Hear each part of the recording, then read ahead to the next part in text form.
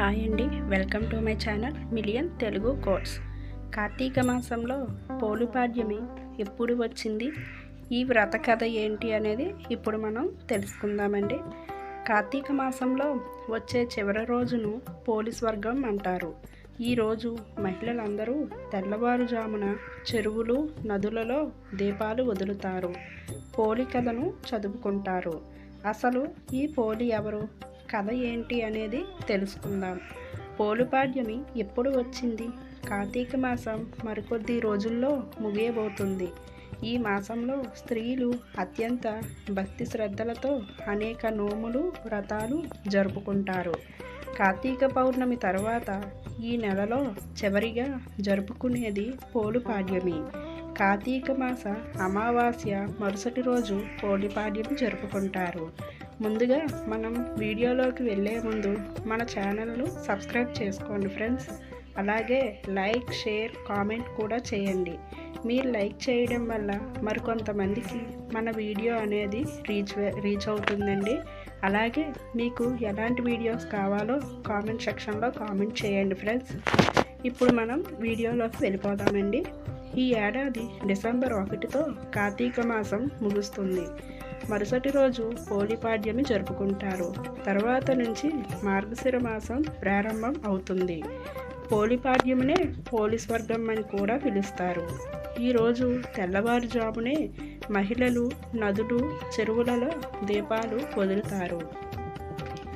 దీపదానం కూడా చేస్తారు.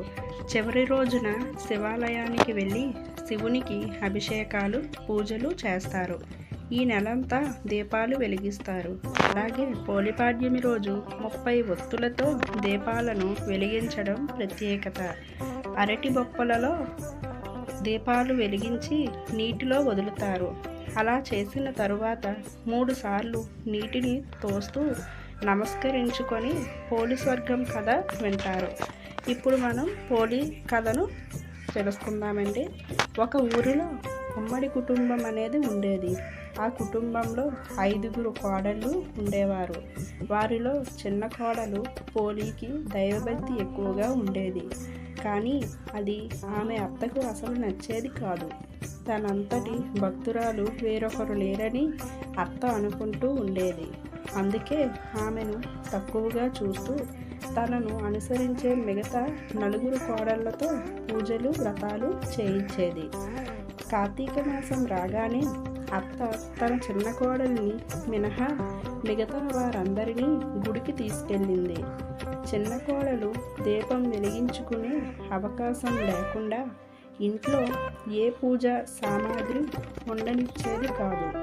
కానీ పోలి మాత్రం పెరట్లో ఉన్న పత్తి చెట్టు నుంచి కొద్దిగా పత్తిని తీసుకొని ఒత్తులు చేసుకునేది. కవ్వానికి ఉన్న వెన్నని రాసి దీపం వెలిగించేది. ఆ దీపం ఎవరికీ కనిపించకుండా దాని మీద బుట్ట బోర్లించేది. ఇలా కార్తీక మాసం అంతా చేసింది. మాసంలో చివరి అమావాస్య రోజు అత్త తన కోడళ్లతో గుడికి వెళ్తూ పోలీకి తీరిక లేకుండా చేయాలని ఇంట్లో పనులన్నీ చెప్పి వెళ్ళింది.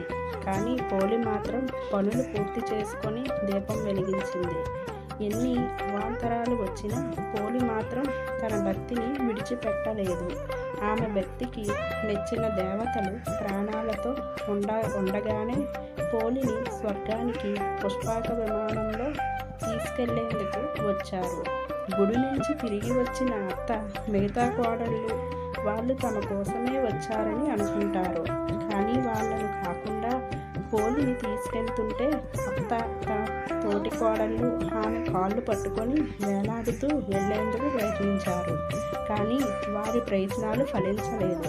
కల్మషం లేని పోలికి మాత్రమే స్వర్గలోక ప్రాప్తి ఉందని చెప్పి దేవతలు వారిని విడిచిపెట్టి పోలిని తీసుకెళ్లారు. పోలిపాడ్యం రోజు 30 ఒత్తులతో దీపం వెలిగించడం వల్ల కార్తీక మాసం మొత్తం దీపం వెలిగించిన పుణ్యం లభిస్తుంది.